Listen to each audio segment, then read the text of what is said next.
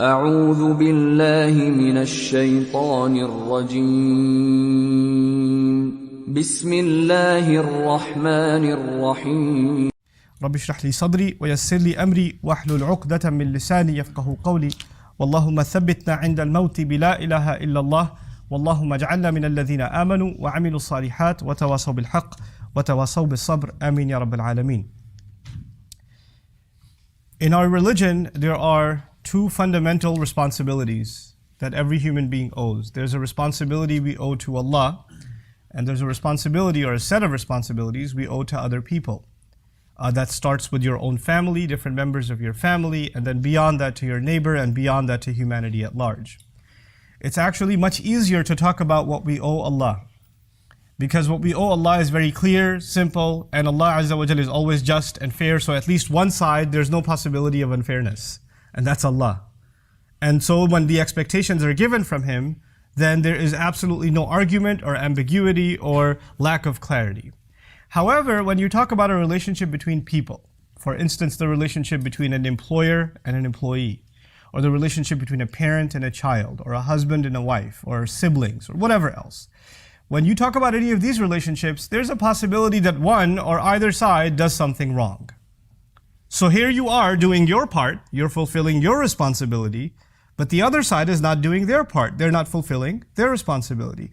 And when that happens, it's a very common tendency for you to say, well, they don't do their part, why should I do my part? So the relationships we have with Allah, essentially, the relationship we have with Allah essentially is very fundamental, very simple, very straightforward. Actually, the only possibility of wrongdoing is on my end. And that's why we begin our relationship with Him with the first dua in human history, رَبَّنَا ظَلَمْنَا أَنفُسَنَا وَإِن لَمْ تَغْفِرْ لَنَا وَتَرْحَمْنَا لَنَكُونَنَّ مِنَ الْخَاسِرِينَ. Master, we wronged ourselves. If you don't forgive us and if you don't show us mercy, we're of the lost. There's no possibility that Allah will do wrong. وَمَا ظَلَمُونَا وَلَكِنْ كَانُوا أَنفُسَهُمْ يَظْلِمُونَ. They didn't wrong us, they were only wronging themselves. And Allah Azza wa Jal never, He doesn't do dhulm to people. وَمَا أَنَا بِظَلَّامٍ لِلْعَبِيدِ. On the other hand, though, like I was saying in this introduction, people are complicated. And all the other relationships we have are complicated. The thing is, though, that these are very important. And these are things that we're going to be asked about when we stand in front of Allah. Our relationship with Allah, when you fix that relationship, it creates a sense of responsibility to all your other relationships. In other words, what I'm trying to say is if you are very good to Allah, but very bad to your parents, that actually means you're still very bad to Allah. Allah Azza wa Jal has given you responsibilities to your parents, to your spouse, to your children, to your brother, to your sister, to humanity. And if you don't fulfill those, then you have disregarded what Allah gave you, responsibility Allah gave you. Right? So we have to actually fulfill those rights and those obligations to the best of our ability as well. But it's so hard to talk about. It's hard to talk about because if I were to give this lecture, this khutbah about the rights of parents, for example, there will be children in the audience, and there are young, sons and daughters around the world that have been abused by their parents. That's a fact. There are parents that were not good parents. That is a reality. And when they hear that lecture about how good you have to be to your parents, they say to themselves, wait, but they didn't do anything for me. What did they do? They actually even abused me. There are parents that are physically abusive, emotionally abusive. There are parents that are spiritually abusive. There are all kinds of abuse that happens. And why did they get a blank check? And so when someone listens to one side, then they get upset, how come you didn't present the other side? Similarly, if I was to give the lecture today, the khutbah today about the rights of the husband, then a lot of wives would be upset. What about our side? Why should I give him all these rights? What has he done? And if I were to do this for the men and say, well, these are the responsibilities that we have towards the women, then the men will be upset. Well, yeah, okay, fine, I have all these responsibilities, but she messes up all the time and you don't say anything about that. What are we supposed to do? So you know what happens in discussing any of these rights and responsibilities, there's always a chip on our shoulder. There's always this defense mechanism. Wait, are you going to balance this equation or what? So the first thing I wanted to address is that elephant in the room. Today's khutbah is actually about the responsibilities of men. And that will, in fact, make some men very upset. Because they're going to say, you didn't say anything about women. Inshallah, my next khutbah here will be about women. So I'll make them upset as much, I promise. But the thing is, though, that there's a very natural, and I would even say a tendency inspired by Iblis himself, is that he makes us forget our responsibilities and He makes us think all the time about our rights. So when you are being reminded of your responsibilities, you say to yourself, well, I don't get my rights. Why should I think about my responsibilities?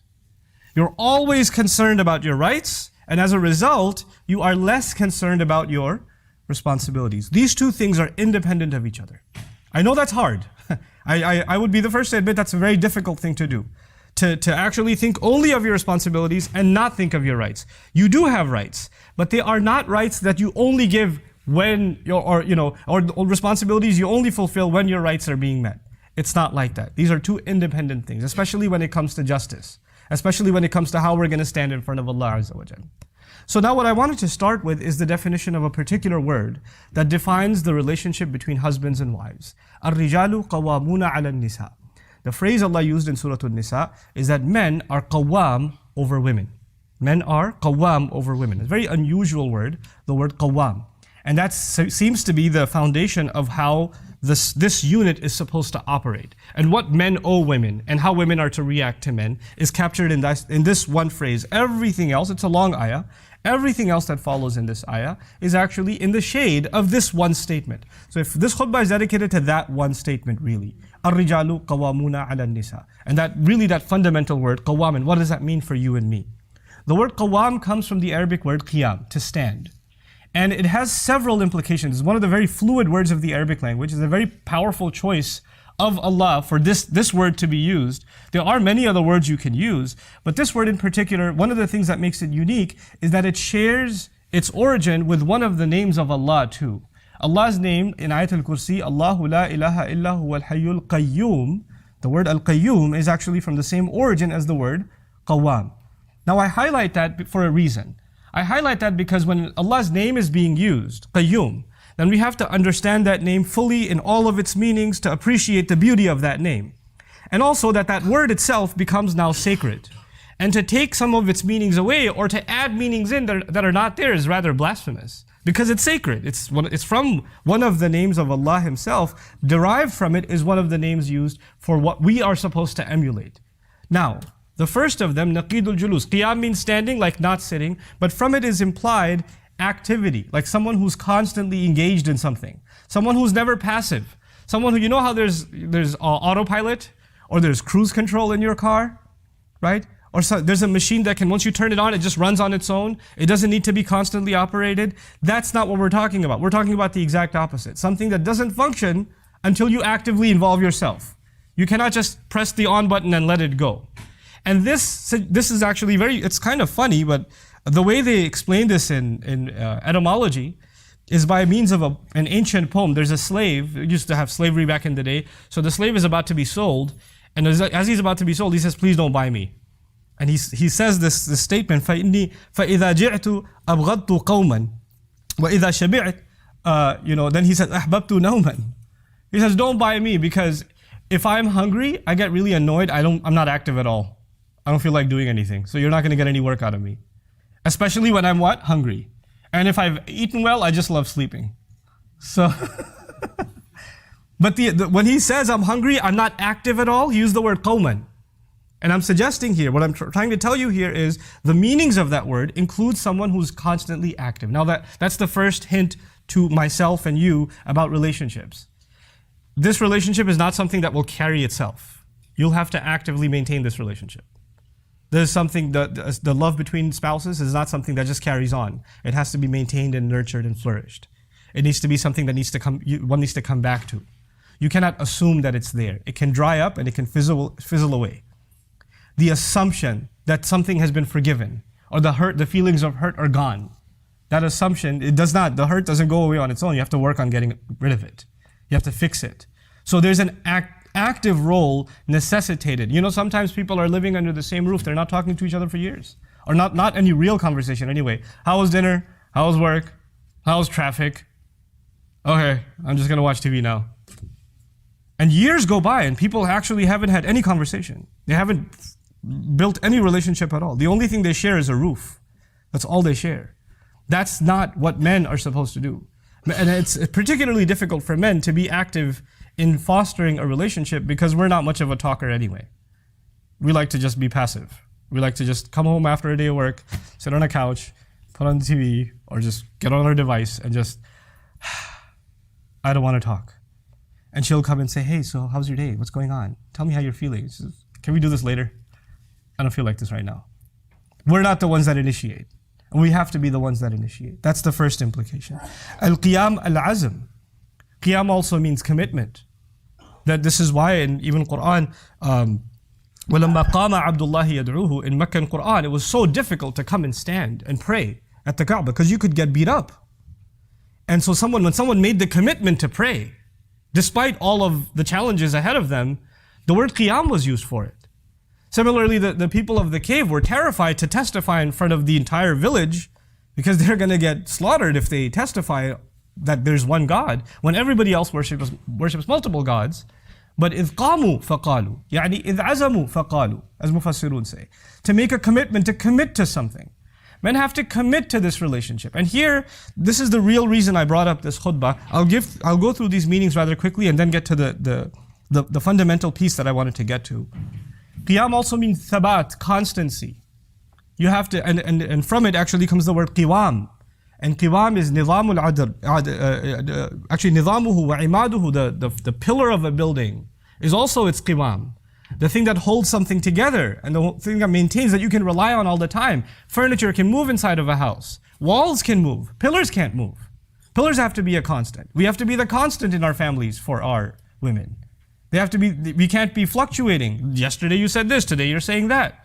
Yesterday you said this is okay, today it's not okay. You can't be fluctuating, you have to be constant. And that's one of the other implications of the word qiwam. And finally, one of my favorites, from it comes the word qima. Not the ones that they see eat. But qima is actually value, thamanu shay.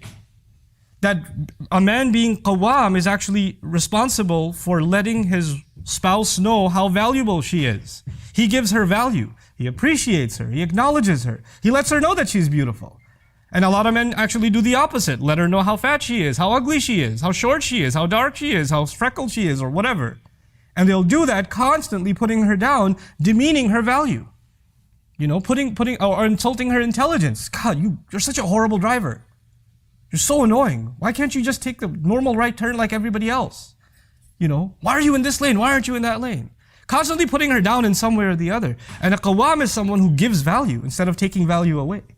Like if the woman feels, stupid when she's around her husband, when she feels ugly when she's around her husband, when she feels valueless when she's around her husband, then he's not being a qawam to her. This is what we have to be, qawam. Now I wanted to highlight all of this in one particular context. And that is, before we become better husbands and by the way, the ayah is not just about husbands. It's ala nisa. It's actually, this is the kind of thing we're supposed to do for our mothers, our sisters, our daughters. It's actually broadened. And then it's made more specific about the spousal relationship.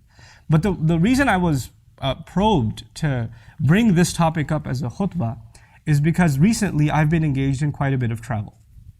And what I do when I travel and I speak in different communities more recently it was across the United States and somewhat in Europe. After a program is done, I spend a few hours just talking to people. People just come up to me and they ask me all kinds of questions or share concerns. And overwhelmingly, the women that came and spoke with me about how their husbands they're good husbands, but they allow her in-laws to be abusive. In other words, they live joint family system or whatever it may be, or the husband has his wife, but he also has his parents, and the parents are abusive to the wife, and she has to put up with it. And he says, "I can't do anything. They're my parents. What do you want me to do? They're going to say things to you, but you should just be patient, because I'll always side with my mother. I'll always side with my father, etc." What happens here is there are two lines that have been crossed. On the one hand, as a husband, your responsibility is to your wife. You took her from her family. You took her from the protection of her parents. She had a wali, she had a father. And his job was to make sure she stays happy, safe, she's not insulted or humiliated, she's protected from all forms of abuse, physical, emotional, spiritual, all kinds of abuse. That was the father's role. And when you signed that nikah, and when you said you agree, then all of those roles were shifted over to you. You're supposed to be as protective of her, even more so, actually, than her father was. Because your relationship with her actually even goes further. She's even the mother of your children. There's more here. And so you were supposed to be a shield around her. At the same time, you are also a son. A son to your mother, a son to your father. And this religion teaches us that we cannot even say oof to our parents. You can't raise your voice to your parents at all. Now you are being pulled in two different directions. You have these enormous obligations to your spouse. Mithaqan ghalidha, the Quran calls it. A heavy contract, a heavy agreement. It's not a light thing, marriage. And on the other hand, you have this enormous responsibility to your parents. And sometimes they make you pick which one you're going to be good to. And your job is actually to draw a line and say, this is what I will do for my wife. This is how I will take care of her. And this is how I will protect her. And to let your parents know, you can say whatever you want to me. You can beat me up, you curse me out, I'm your kid. You do whatever you want, that's fine. I'll take it. But you can't touch her. You can't say a word to her. She's not yours. She's not your responsibility, and she's not your child. Especially the culture I come from, you know what they say when the girl's getting married? They say, oh, she's like our daughter. Oh, it's like we have a new daughter in the family. Beware when you hear those words. Girls, be thoroughly warned. Because when they she's like our daughter, trouble is looming. Just a couple of weeks later, there's going to be commentary about how you didn't cook, or you cooked, with too much salt, or you're lazy, or you didn't clean, or some stuff is going to begin. No. The relationship between this woman and her husband's family, first and foremost, is a relationship of mutual respect. She has to be treated with respect, and she has to treat with respect.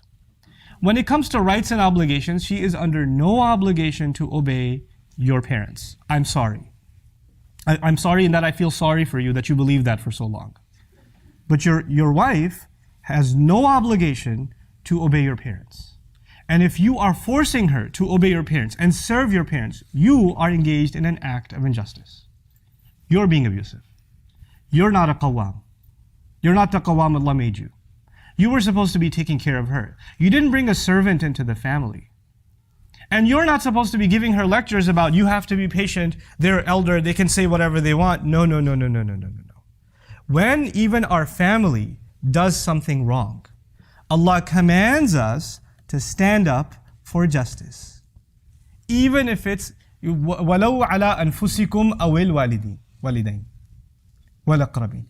You have to stand up for justice, even if it means you have to stand up against yourself. Meaning if you've done something wrong, you have to own up to it. And if your parents have done something wrong, you actually lovingly, respectfully, head down, humble voice, you still have to let them know, you can't do that, Mom. I'm sorry, you can't do that. Dad, that's not right. I'm not going to allow it. You're my dad, but those rights I will not allow you to trample. Because Allah will not be asking you, Allah will be asking me whether I was qawwam over my wife or not. If you cannot be that shield, then you are in violation of what Allah expects from you as a husband. That's very important to understand. We have situations in which, by the way, as people are listening to this, like I said in the beginning, I gave that disclaimer, there are going to be in-laws that are like, but there are wives that are abusive to the in-laws. You didn't give a khutbah about them. You just give a khutbah about how messed up we are, but what about them? They also throw shoes and do crazy things. Call them. I will, but I can only do one thing at a time in a khutbah. One at a time. It's coming. But right now we have to deal with one problem. And by the way, one evil doesn't justify the other evil. And one evil, well, they do it too, is not a deflection or not a justification that you get away with the other wrong that's happening. And you and I have to take stock in your own families. What's happening? Is this kind of wrong happening? Because if it is, then Allah will ask. The Rasul says, خَيْرُكُمْ لِأَهْلِهِ. The best of you are the ones that are best to their families. This last bit that I wanted to share with you, please take note of it. There are three kinds of abuse that I want to highlight. Three kinds of abuse. The first of them is the worst of them, or you think it's the worst of them, is physical abuse. That is absolutely out of the question. Rasulullah sallallahu alaihi wasallam outright, لا تضربوا إماء Allah, do not hit the female slaves of Allah. Outright, do not hit the female slaves of Allah. Now Allah's Messenger could have said, لا تضربوا النساء, don't hit women. right? Don't hit women. Because the female slaves of Allah are women.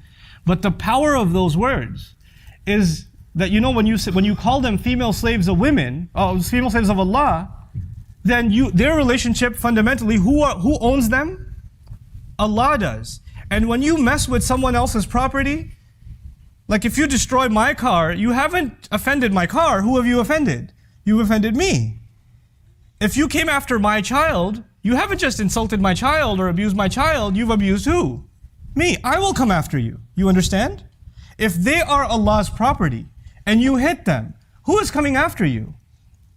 Allah. La tadribu ima Allah. Watch it. They belong to Allah. That's what the Messenger says, sallallahu alaihi wasallam. So physical abuse is absolutely out of the question. It is out of the question. And anybody who would like to argue otherwise, I'll stick around after Jummah. I can talk to you about it. The second kind of abuse is emotional. And emotional abuse could be verbal. It could be when the husband is not around, the in-laws come along and say, by the way, you're just here for a little bit. We can get rid of you whenever we want. That's my son. And when the husband's home, then how are you? You're so sweet. You're so kind. And this girl's going crazy like, when he's not around, they turn into the devil. And when he's around, they turn into an angel. So when I try to tell my husband that they're crazy, he says, what are you talking about? They're so nice. You're crazy. And this is a kind of emotional abuse. A husband and wife have to have a trusting relationship. They have to. If you don't have trust, you have nothing. There's nothing there. This is not a blood relationship. Marriage is a contract, which means you agreed to share a life together. And that requires the utmost amount of trust. If you can't even trust what she's saying to you, if you think that she's lying to you all the time, then what makes this marriage a marriage is not there. It's not there. For you to say, oh, I can't believe that, I can't believe that. If you can't believe it, then I don't know if you're in the right marriage. There's something fundamentally wrong. Something far deeper than just abuse. There's not even a trust left inside the marriage. Emotional abuse is sometimes verbal, and sometimes it's not even verbal. Sometimes it's the way you're looked at. Sometimes it's the way people sit around you. She comes into the room, they get up and walk away. They don't even turn their face this way. They change the tone of their voice. Sometimes even the way in which you say, wa alaikum assalam. She says, assalamu alaikum. Mother-in-law says, wa alaikum assalam. Or she doesn't say anything at all. That's a pretty abusive statement, to not say anything at all. And then she can turn around and say, Maine kya kaha? What did I say? I didn't say anything. That's emotional abuse. And it's unacceptable. The last of the abuses, though, is the scariest one to me. And that's spiritual abuse. When the wrong is done, and then the religion is quoted. Allah says you have to be good to parents. This is what Islam teaches you. And they'll do the wrong, and then they'll invoke Allah and His book and His Messenger sallallahu alaihi wasallam, who are completely innocent of this nonsense. And then that's the religious or spiritual kind of blackmail and abuse that goes on in families. This needs to come to an end in your family. I'm only talking to the men right now. I'm not upset with parents. I'm not upset with anybody else. I'm not even upset with you, but I'm just giving you and myself a reality check. Look, our parents are not evil. They're not. They were brought up in a certain culture. They were brought up in a certain environment. They have certain norms that they've come to become used to. And some of those things are not right, but they don't realize that. They just do what they think in their mind is right. They're not. Nobody's purposely evil. They're not. Even though some women believe that about their in-laws. Nobody's intentionally evil. Everybody just thinks from a very different point of view. You, however, are in the middle. You're in the middle of two worlds that are pulling at you. And you're going to have to you're going to have to be the voice of reason and justice. And you know what that means? Sometimes you're going to have to take the side of your parents. And sometimes you're going to have to take the side of your wife. Because nobody's always right. And sometimes you will make a mistake too, and then you'll have to admit that you made a mistake. That's going to have to happen too. Which means the role that you are in, this middle role that you're in, is a very difficult one, and it's a role in which you will constantly be the object of criticism. Somebody will criticize you all the time. Because whatever decision you make upsets someone. Somebody will, congratulations on being a man. That's what it comes with. That's the role you have to play. الرجال قوامون على النساء. Congratulations. That's the role Allah has given us. If you don't understand that, you feel like this ayah is about this absolute authority Allah has given us, and we get to do whatever we want with the women under our authority. The word qiyam has nothing to do with authority, first of all. It has to do, like I said, with being active and making sure that you constantly check yourself and make sure that the relationship remains healthy, is commitment, is constancy. From it comes the word istiqama, which means fairness, even al-adl. One of the meanings of istiqama is adl, that they maintain fairness over women. One of my favorite meanings of it that I didn't even share with you is qum. From qiyam comes the word qum, which means al-qasd. Men are supposed to be not only there for their women in terms of caretaking and protection, they're supposed to give their women a sense of purpose and direction. They're actually supposed to, in a sense, even be mentors to their wives. Mentors to them, advisors to them.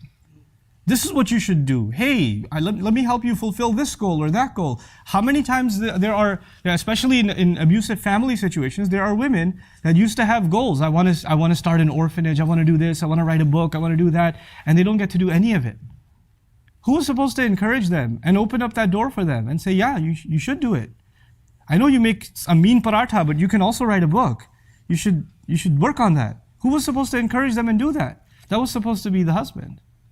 He was supposed to open that door. So I pray that Allah Azza wa Jal gives us and our children the ability to be raised mentally as qawwam, and the abuse that is happening inside of our families, that we're the reason that it comes to an end. I'm not giving this khutbah that you go home and you start fights. That's not why I gave this khutbah. Ladies, I did not give this khutbah so you go say, hey, watch this video. Don't do that. That is not why I gave this khutbah. It's for men to do an introspection of themselves. That is part of the selfishness that we have now adopted. Everybody hears a khutbah or a lecture or a talk and they think, well, this will be really good for my rights. Everybody should be thinking this will be good for my responsibilities. Don't become selfish in this religion. This religion is about you serving Allah first and foremost. So we just take stock of ourselves. And when you do go back and try to implement some of these things, even implement them with mercy. Even if your parents are doing wrong and you're correcting them, you're not a police officer and you're not a judge. You're a son still. Even if you're going to correct them, you're going to correct them with love and mercy and care. You're going to be tactful and careful about it. And so may Allah Azza wa Jal give us that delicacy so that we can really truly fulfill the words of the Prophet sallallahu alaihi wasallam, خَيْرُكُمْ خَيْرُكُمْ لِأَهْلِهِ وَأَنَا خَيْرٌ مِنْكُمْ لِأَهْلِي. The best of you are the best to their families. And he didn't say the best of you are the best to good families. Even if you have a messed up family, you still have to do your best. Right? And I'm the best of you to my family. May Allah Azza wa Jal make us better and better families and make us do right by our families. Barakallahu li wa lakum fil Qur'an al-Hakim wa nafa'ani wa iyyakum bil ayat wa dhikr al-Hakim. Assalamu alaikum wa rahmatullahi wa barakatuh. الحمد لله وكفى والصلاة والسلام على عباده الذين اصطفى خصوصا على أفضلهم وخاتم النبيين محمد الأمين وعلى آله وصحبه أجمعين. قال الله عز وجل في كتابه الكريم بعد أن أقول أعوذ بالله من الشيطان الرجيم إن الله وملائكته يصلون على النبي يا أيها الذين آمنوا صلوا عليه وسلموا تسليما اللهم صل على محمد وعلى آل محمد كما صليت على إبراهيم وعلى آل إبراهيم في العالمين إنك حميد مجيد اللهم بارك على محمد وعلى آل محمد كما باركت على إبراهيم وعلى آل إبراهيم في العالمين إنك حميد مجيد. عباد الله رحمكم الله اتقوا الله إن الله يأمر بالعدل والإحسان وإيتاء ذي القربى وينهى عن الفحشاء والمنكر ولذكر الله أكبر والله يعلم ما تصنعون. أقم الصلاة إن الصلاة كانت على المؤمنين كتابا موقوتا.